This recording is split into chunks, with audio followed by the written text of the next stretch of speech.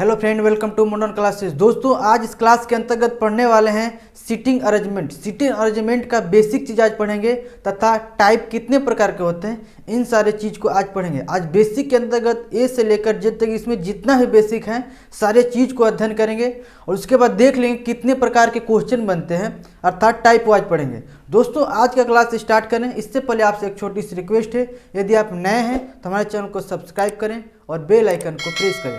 आइए दोस्तों, आज का क्लास हम स्टार्ट करते हैं। दोस्तों, सीटिंग अरेंजमेंट, आइए इसको देखते हैं। सीटिंग अरेंजमेंट के अंतर्गत क्या होते हैं, इसकी बेसिक इन्फॉर्मेशन। सीटिंग अरेंजमेंट जैसे कोई सर्कुलर है या कोई स्क्वायर अर्थात वर्गाकार या किसी लाइन अर्थात किसी कतार में किसी को व्यवस्थित ढंग से बैठाना, जिसी को हम बोलेंगे सीटिंग अरेंजमेंट। अर्थात उसको किस व्यवस्थित ढंग से बैठाना है, किस नंबर पर, उसके बाद कौन बैठेगा, उसके तीसरे बाद कौन बैठेगा, उसके प्रथम या उसके चौथे स्थान पे कौन बैठेगा। किसी भी सर्कुलर हो या वृत्ताकार पथ हो या वर्गाकार पथ हो या कोई कतार हो, इन सारे चीज़ों में बैठाने की व्यवस्था को ही सीटिंग अरेंजमेंट का नाम दिया गया है। अब बात आती है सीटिंग अरेंजमेंट में क्या क्या समस्याएं आती है, तो समस्याएं दोस्तों देख लेते हैं। सीटिंग अरेंजमेंट में पहली समस्या ये होती है कि क्वेश्चन बहुत लेंदी होता है, जिसको देखकर क्या करते हैं विद्यार्थी डर जाते हैं कि क्वेश्चन बहुत बड़ा है, इसको देखकर कैसे बनाया जाएगा। तो सबसे पहले इसमें समस्या ये हुआ है कि बहुत लेंदी क्वेश्चन होता है। अगर ऐसा है तो आपको देखकर डरना नहीं है। उस क्वेश्चन के लिए एक लॉजिक डायग्राम बनाइए, एक कोई सिंबॉलिक डायग्राम बनाइए जिसके अंतर्गत आपको बार बार क्वेश्चन ना पढ़ने को हो। दूसरी समस्या आती है कि जो क्वेश्चन है उसमें स्टार्ट कहाँ से किया जाए। तो इस तरह का अगर समस्या उसमें है तो स्टार्ट करने की समस्या ये होती है, उसमें आप देखिए किस एलिमेंट को बार बार रिपीटेशन किया गया है, अर्थात उसमें जिसको भी बैठाना है उसको बार बार रिपीट किसको कर रहा है। तो वहाँ से हम स्टार्ट करते हैं क्वेश्चन को, वहाँ से पकड़ते हैं और वहीं से शुरुआत किया जाता है। तो ये थोड़े बहुत समस्याएँ थी क्वेश्चन में जो हमारे केवल माइंडली समस्या है। ऐसे अगर आप बनाएंगे, प्रैक्टिस करेंगे तो कोई समस्या बड़ी नहीं है, इजीली बनते हैं। आइए इसके बाद देख लेते हैं कि हमारा सीटिंग अरेंजमेंट कितने तरीके से होते हैं, क्या क्या प्रकार होते हैं। आइए हम उसको देखते हैं। हाँ तो दोस्तों, हमारा ये टाइप्स है सीटिंग अरेंजमेंट। सीटिंग अरेंजमेंट तीन प्रकार के होते हैं। पहला होता है सर्कुलर अरेंजमेंट अर्थात वृत्तीय आकार में बैठाना। दूसरा है स्क्वायर अरेंजमेंट अर्थात वर्गाकार पथ पर किसी भी व्यक्ति को अरेंजमेंट करना, बैठाना। तीसरा है लीनियर अरेंजमेंट अर्थात कतार या लाइन में किसी को व्यवस्थित ढंग से बैठाना। अर्थात ये तीन प्रकार से ये हमारा सीटिंग अरेंजमेंट होगा। हम इसके अंतर्गत पहला लेते हैं सर्कुलर अरेंजमेंट। इसका बेसिक इन्फॉर्मेशन क्या है, इसके बाद समझेंगे। स्क्वायर अरेंजमेंट अर्थात वर्गाकार पथ पर बैठाने का बेसिक इन्फॉर्मेशन क्या हो सकते हैं, इसके बाद लीनियर को देखेंगे। बेसिक इन्फॉर्मेशन मेन विशेष ध्यान ये देना होता है दोस्तों, इसका हमको पोजीशन कैसे ज्ञात करना होता है। राइट या लेफ्ट जाएंगे तो किस प्रकार से हमको घूमना होता है, उसका पोजीशन किस प्रकार चेंज होगा, इस चीज़ को हम बेसिक जानकारी में प्राप्त करेंगे। आइए देखते हैं इसमें पहला लेकर सर्कुलर अरेंजमेंट, इसमें किस तरह के बेसिक इन्फॉर्मेशन हो सकते हैं। और हमारे सर्कुलर अरेंजमेंट के बेसिक इन्फॉर्मेशन में क्या होगा कि इसमें तीन तरह के क्वेश्चन बनेंगे। पहले सर्कुलर बना लेते हैं।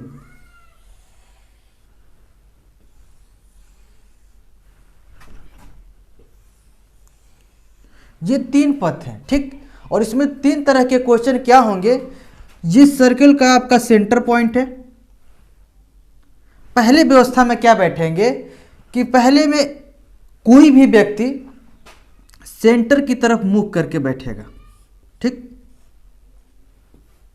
अर्थात हम कह सकते हैं इनसाइड, अर्थात कोई भी व्यक्ति सेंटर के ओर मुख करके बैठेगा, अर्थात हम कहेंगे इनसाइड सेंटर, ठीक। कहेंगे इन साइड सेंटर, सेंटर की ओर मुख करके बैठा है। दूसरा आउटसाइड सेंटर, अर्थात जिसका मुख केंद्र से बाहर की ओर होगा, इसमें बैठेंगे व्यवस्था में। ये फर्स्ट हो गया। दूसरी व्यवस्था में सेंटर से मुख के क्या होगा, उनका बाहर की ओर होगा, अर्थात आउटसाइड, आउटसाइड सेंटर, अर्थात सेंटर से बाहर की ओर मुख करके बैठेंगे। और तीसरा में क्या होता है, वेरिएबल होता है। वेरिएबल में दोस्तों क्या होगा कि इसमें कुछ आपको पद का नाम देगा, बैठेंगे, कुछ बाहर की ओर मुख होगा उनका, कुछ का मुख बाहर की ओर और कुछ का मुख अंदर की ओर, फिर कुछ का मुख बाहर की ओर और कुछ का मुख अंदर की ओर। ऐसे करके इसमें कई लोग बैठ सकते हैं, ऐसा बात नहीं है कि 2 ही 4 लोग बैठेंगे, कई लोग बैठ सकते हैं। तो इस वेरिएबल में क्या होगा, कुछ का बाहर की ओर कुछ के अंदर की ओर। अब हम दिशा का थोड़ा ज्ञान करते हैं कि जब सेंटर की ओर कोई व्यक्ति मुख करके बैठा हो तब उसका डायरेक्शन क्या होगा, मेन डायरेक्शन को ही जानना इसमें है। तो चलिए यहाँ पर थोड़ा देख लेते हैं। जब सेंटर की ओर मुख करके बैठा है तो दोस्तों ये हमारा कौन साइड है, ये एंटी क्लॉकवाइज है, घड़ी के विपरीत दिशा से जाती है ना, ये होता है एंटी क्लॉकवाइज। ठीक, ऐसे लिख देते हैं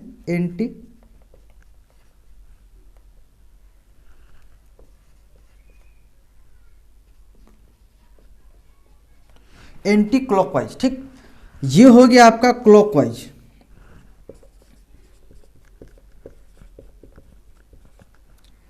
ठीक, ये एंटी क्लॉकवाइज, ये क्लॉकवाइज, अर्थात क्लॉकवाइज घड़ी की दिशा में और एंटी क्लॉकवाइज घड़ी के विपरीत दिशा में।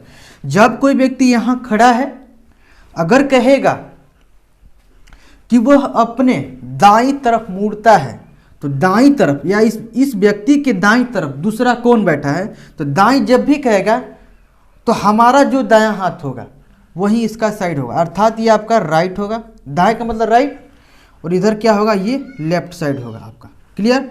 और ये आपका है क्लॉकवाइज और ये है एंटी क्लॉकवाइज। ठीक ना, एंटी ऐसे लिख लीजिए, क्लॉकवाइज। क्लियर हो गया। एंटी क्लॉकवाइज और क्लॉकवाइज हो गए। ठीक ना, तो इसमें कहेगा कि कोई व्यक्ति सेंटर की ओर मुख करके बैठा हो और वो अपने दाईं तरफ जाता है। जब भी दाईं की ओर कहेगा तो आपको इसमें दिमाग में यही रखना है कि एंटी क्लॉक की बात कर रहा है, आपको याद होगा। फिर अगर कहेगा कि सेंटर की ओर है और बाईं तरफ मुड़ रहा है, उसके बाईं तरफ दूसरा कौन बैठा है, जब भी बाईं तरफ कहेगा तो आपके दिमाग में बस यही होना चाहिए, ये क्लॉकवाइज की बात कर रहा है, अर्थात घड़ी की दिशा की बात कर रहा है। तो इसमें क्लियर हो गया कि अगर सेंटर के मुख करके बैठा है तो हमारा राइट साइड एंटी क्लॉकवाइज होगा और लेफ्ट साइड क्लॉकवाइज होगा। इसके बाद हम इसमें देखते हैं, अगर सेंटर से बाहर की ओर मुख करके बैठा हो तब क्या होगा। तो दोस्तों अगर सेंटर से बाहर की मुख करके और बैठा हो तो हमारा पोजीशन क्या हो गया, डिफरेंट, उल्टा हो जाएगा। यहाँ जो राइट था अब इधर लेफ्ट हो जाएगा, क्या होगा, लेफ्ट हो जाएगा, और जो इधर लेफ्ट था इधर क्या हो जाएगा, राइट। बस इतना ही का अंतर है। अगर उल्टा बैठा है तो अगर हम ही बाल उल्टा बैठेंगे तो हमारा पोजीशन 100% एक उल्टा होगा, लेकिन इधर क्या होगा, एंटी क्लॉकवाइज। ये तो चेंज नहीं होने वाला, घड़ी की दिशा थोड़ी चेंज होगा हमको चेंज करने से। हम अपनी दिशा चेंज करेंगे, क्या घड़ी की दिशा चेंज होगा, बिल्कुल नहीं। तो घड़ी की दिशा तो एंटी क्लॉकवाइज रहेगा ही, यहाँ पर क्लॉकवाइज रहेगा ही। कहने का मतलब ये हो गया, अगर जब कोई व्यक्ति वृत्ताकार पथ पर बैठा हो और उसका मुख केंद्र से बाहर की ओर हो, अगर वहाँ कहेगा एंटी क्लॉकवाइज, अर्थात आपको लेफ्ट साइड कहे, बाएं साइड कहे, तो आपको दिमाग में ये रखना होगा कि एंटी क्लॉकवाइज चलने की बात कर रहा है। अगर वहाँ कह दे कि मुख बाहर की ओर है सेंटर की ओर, अगर कह दे कि राइट साइड अर्थात दायां साइड चलना है, तो आपको दिमाग में यही रखना है कि वह क्लॉकवाइज चलने की बात कर रहा है। तो बस आपको दिमाग में यही रखना है कि क्लॉकवाइज और एंटी क्लॉकवाइज का अगर सेंटर की ओर मुख हो और सेंटर से बाहर की ओर मुख हो तो दोनों के समय में क्या हो सकता है। तो जाहिर सी बात है आप समझ गए होंगे। और वेरिएबल में क्या होगा दोस्तों, यही एक को सेंटर की ओर बैठेगा और एक सेंटर से बाहर की ओर मुख करके बैठेगा, तब हमारा क्या होगा, यही कंडीशन अप्लाई होगा। तो अब हम समझ गए कि हमारा इसमें बेसिक तौर पर क्या होगा, सर्कुलर में आपको डायरेक्शन क्लियर हो गया होगा। आइए दोस्तों, इसके बाद हम देखते हैं स्क्वायर अरेंजमेंट में उसका डायरेक्शन किस प्रकार से होता है। आइए उसको भी हम देखते हैं। हाँ तो दोस्तों, स्क्वायर अरेंजमेंट के अंतर्गत दोस्तों इसमें बेसिक इन्फॉर्मेशन के बारे में देख लेते हैं। इसमें किस तरह से, इसमें क्या होता है, एक वर्गाकार पथ पर कोई भी व्यक्ति को, या 4 व्यक्ति हो या 5 या 6 व्यक्ति हो, उनको बैठाने की व्यवस्था की जाती है। वर्गाकार आपका कहने का मतलब स्क्वायर, ये क्या होगा, एक वर्गाकार पथ हो गया, उसमें ये भी आपका वर्गाकार पथ है। ठीक, चलिए इसमें 3 है, 3 वर्गाकार पथ हैं। तो पहला में वही होगा, इनसाइड होगा ऑफ सेंटर, दूसरा होगा आउटसाइड ऑफ सेंटर, और तीसरा होता है वेरिएबल। इसमें भी सेम वही कंडीशन है। अगर ये सेंटर है, अगर चतुर्भुज का ये सेंटर है और कोई भी व्यक्ति सेंटर की ओर मुख करके बैठा है। किधर की ओर? सेंटर की ओर मुख करके। जब सेंटर की ओर मुख करके बैठा है अर्थात इनसाइड सेंटर, अर्थात जब केंद्र की ओर मुख करके बैठा हो तब क्या होता है दोस्तों, इसका अब हमारा घड़ी की दिशा तो हमारा इधर क्या होगा? Anti clockwise. जब एंटी क्लॉकवाइज हो गया तब आपका ये राइट होगा, सेम कंडीशन। और यहाँ जब ये क्या हो गया, ये क्लॉकवाइज हो गया तो ये आपका क्या होगा? लेफ्ट साइड होगा। क्लियर है? सेम है, वही वाला सर्कुलर वाला है। जब सेंटर के मुंह करके बैठा हो तो अपना हाथ देख लीजिए, ये इधर कहेगा राइट जाना है तो हमको इधर जाना है अर्थात एंटी क्लॉकवाइज। अगर लेफ्ट जाना है तो आपको क्लॉकवाइज डायरेक्शन में जाना है। और इसमें क्या होता है, दूसरा में है जब आउटसाइड सेंटर, अर्थात जब केंद्र से बाहर की ओर मुख हो, अर्थात ऐसे दिया हो, जब केंद्र से बाहर की ओर मुख हो दोस्तों तब क्या होगा, अर्थात हमारा पोजीशन चेंज हो गया तो हमारा दिशा भी चेंज होगा। ये जहां हमारा ये तो क्लॉकवाइज एंटी क्लॉकवाइज रहेगा, ये तो चेंज होगा नहीं। ये क्लॉकवाइज है, ये एंटी क्लॉकवाइज है। ठीक, अब एंटी क्लॉकवाइज में क्या होगा दोस्तों, अब हमारा जब केंद्र से बाहर की ओर मुख होगा तब हमारा यहाँ क्या था, ये राइट था। अब राइट ना होकर ये क्या हो जाएगा, लेफ्ट हो जाएगा। यहाँ भी ये राइट, यहाँ क्या था, राइट था ना, लेफ्ट था ना, अब लेफ्ट ना होकर क्या होगा, राइट होगा। सेम जो सर्कुलर में हो रहा था यहाँ भी आपका स्क्वायर में भी वही हो रहा है। कहने का मतलब जब सेंटर से बाहर की ओर मुख हो तब हमारा एंटी क्लॉकवाइज लेफ्ट को दिखाएगा, और जब कहेगा राइट साइड तो आपको ये क्लॉकवाइज डायरेक्शन दिखाएगा। तो अर्थात ये आपका हो गया आउटसाइड और इनसाइड में डायरेक्शन क्या होगा। अब वेरिएबल में दोस्तों वही होगा, कुछ का सेंटर की ओर, कुछ का सेंटर से बाहर की ओर, ऐसे करके देंगे। और सेंटर से बाहर की ओर और सेंटर की ओर अगर मुख होगा तो यही दोनों आपको इसमें रूल अप्लाई करना होगा। तो दोस्तों हम वर्ग का भी जो बेसिक रूल था डायरेक्शन का था उसको हम देख लिए और जानकारी भी ले लिए। आइए दोस्तों अब देखते हैं अगर लीनियर में हो तब क्या हो। लीनियर का बिल्कुल सिंपल है तो लेकिन उसको भी हम देख लेते हैं कि लीनियर में किस तरह की व्यवस्थाएं होती हैं। दोस्तों लीनियर अरेंजमेंट में व्यवस्थाएं क्या होती हैं थोड़ा इसको देख लीजिए। लीनियर में आपको एक कतार की बात करेगा, ठीक, कि कोई व्यक्ति एक कतार में खड़ा है तब क्या होंगे, अगर हम कतार में खड़े हैं तो हमारा दोस्तों ये पोजीशन होता है ना।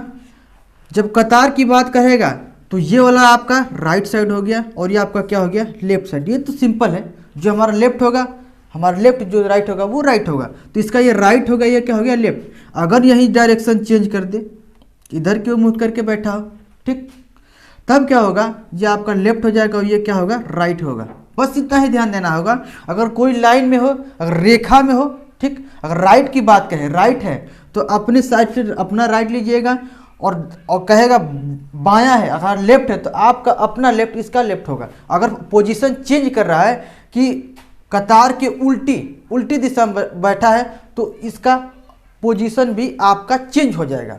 बस कभी कभी क्या देता है कि दो लीनियर आमने सामने बैठे हैं, ऐसे करके देता है, दो व्यक्ति आमने सामने कतार में बैठे हैं तब उनकी व्यवस्थाएं क्या होगी।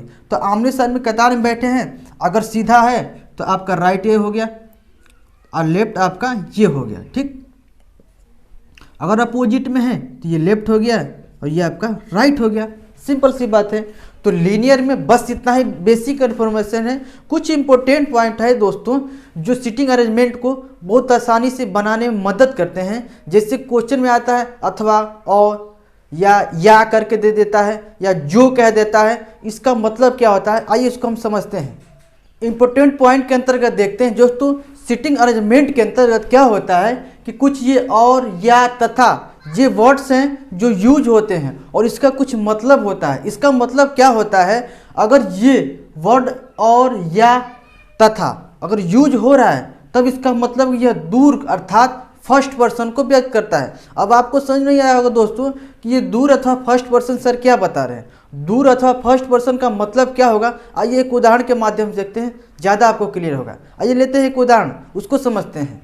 तो दोस्तों हमारा क्वेश्चन है, आइए क्वेश्चन से देखते हैं आपको और या तथा का मतलब ज़्यादा क्लियर होगा। देखिए क्वेश्चन है आर पी के दाईं ओर तीसरा तथा एस के बाईं ओर दूसरा है। अब देखिए इसमें दोस्तों पहले हम अरेंजमेंट करते हैं। चलिए एक लाइन में कहने के लिए बैठ रहा है ना, एक लाइन में बैठाया है इन 3 व्यक्तियों को, उसमें कहा है आर पी के दाईं ओर दूसरा है, अर्थात पी यहाँ बैठा है और इसके दाईं ओर तीसरा स्थान पे कौन बैठा है, आर है। पहला, दूसरा और तीसरा स्थान पे आर बैठ गया ना, कहा है ना आर पी के दाईं ओर तीसरा है। तथा का मतलब यही होगा दोस्तों, तथा एस के दाईं ओर, तथा एस कहा है ना, तो एस से देखिए एस से दूर सबसे कौन है इन अल्फ़ाबेट में। एस से अगर दूर देखेंगे तो तीनों अल्फ़ाबेट में कौन दूर आ रहा है, ये दूर आ रहा है ना। इसी बात को इसने बताया है और या और तथा दे दे तो इस कोई भी तथा के बाद से जो अल्फ़ाबेट होंगे उनसे सबसे दूर कौन सा अल्फ़ाबेट होगा उसको हम मानेंगे कि वो उसकी बात कर रहा है, ठीक ना। या फर्स्ट पर्सन इन तीनों में अगर देखें शुरुआत से कौन है, फर्स्ट, सेकेंड, थर्ड, अर्थात फर्स्ट पर्सन ये हुआ ना, तो इसी चीज़ को ये बता रहा है। अर्थात कहा है आर पी के दाईं ओर तीसरा तथा एस के दाईं ओर दूसरा है। तथा एस के दाईं ओर दूसरा कौन बैठा है, आर बैठा है। तो हम डायरेक्ट यहाँ से कह सकते हैं कि तथा लग जाए तो एस के बाद सबसे दूर जो बैठा है उसको हम मान लेंगे कि जो एस के बाईं ओर वही व्यक्ति बैठा है, अर्थात एस के बाईं ओर दूसरा स्थान पे कौन बैठा है, आर बैठा है। तो हमारा एस के बाईं ओर बैठाना है, अर्थात एस यहाँ होगा और इसके बाईं ओर पहला दूसरा स्थान पर आर बैठ गया। सिंपल है। तो कहने का मतलब हो गया ये दोस्तों, और या तथा का मतलब दूर या फर्स्ट पर्सन की बात करेगा। एक और पॉइंट आता है दोस्तों, जो क्वेश्चन में अक्सर कह देता है जो का अर्थ क्या होता है, आइए हम थोड़ा उसको भी देख लेते हैं। हाँ तो दोस्तों हमारा क्वेश्चन इसमें थोड़ा देख लीजिए, जो का अर्थ क्या होता है, जो का मतलब क्या होता है। अगर क्वेश्चन देता है बीच में यूज करता है जो का कहेगा, जब भी यूज करेगा इसका मतलब ये होगा दोस्तों कि नज़दीक की बात कर रहा था, सेकेंड पर्सन की बात कर रहा। वो क्या कर रहा था, फर्स्ट पर्सन दूर की बात कर रहा था, ये नज़दीक की बात करेगा। जैसे एक क्वेश्चन पर लेते हैं, कहा कि ई डी के बाईं ओर चौथा जो ए और ई के बीच में बैठा है। तो जो लग गया यहाँ पर दोस्तों, कहा है कि जो ए और ई के बीच में, अर्थात कौन ए और ई के बीच में बैठा है। सिंपल बात है, कहा है ना ई डी के बाईं ओर चौथा है जो ए और ई के बीच में बैठा है, अर्थात कौन ए और ई के बीच में बैठा है। तो जो लगा है किसके बाद, जो के बाद कौन सा अल्फ़ाबेट है, वहाँ से देखिए और यहाँ से देखिए सबसे नज़दीक इधर कौन है बैठा हुआ। सबसे नज़दीक आएंगे तो डी मिलेगा और दूर क्या होगा, ई होगा। अर्थात कहने का मतलब ये हो गया कि ए और ई, ठीक, 2 व्यक्ति हैं और इनके बीच में अगर बैठना होगा तो आपका कौन बैठेगा, डी बैठेगा। जो का मतलब ही है जो ए और ई के बीच में कौन बैठा है, तो जो लगेगा तो वो आपको सेकेंड पर्सन, अर्थात इससे नज़दीक अल्फ़ाबेट कौन आएगा, डी आएगा, अर्थात ए और ई के बीच डी बैठा है। सिंपल सी बात है। तो दोस्तों आज हमारा ये सीटिंग अरेंजमेंट का बेसिक चैप्टर था और बेसिक इन्फॉर्मेशन के बारे में टोटल जितना है हम पढ़ लिए हैं। और अगले वीडियो में हम लोग पढ़ेंगे दोस्तों टाइप 1 सर्कुलर अरेंजमेंट के अंतर्गत किस तरह क्वेश्चन होंगे उसको हम देखेंगे। दोस्तों हम आशा करते हैं आज का वीडियो आपको बेहद ही पसंद आया होगा। दोस्तों अगर पसंद आया है तो हमारे चैनल को सब्सक्राइब करें और कमेंट जरूर करें कि हमारा वीडियो आपको कैसा लगा, तथा इसे दोस्तों में भी जरूर शेयर करें। चलिए दोस्तों आज के लिए बस इतना ही, मिलते हैं अगले वीडियो में, तब तक के लिए धन्यवाद।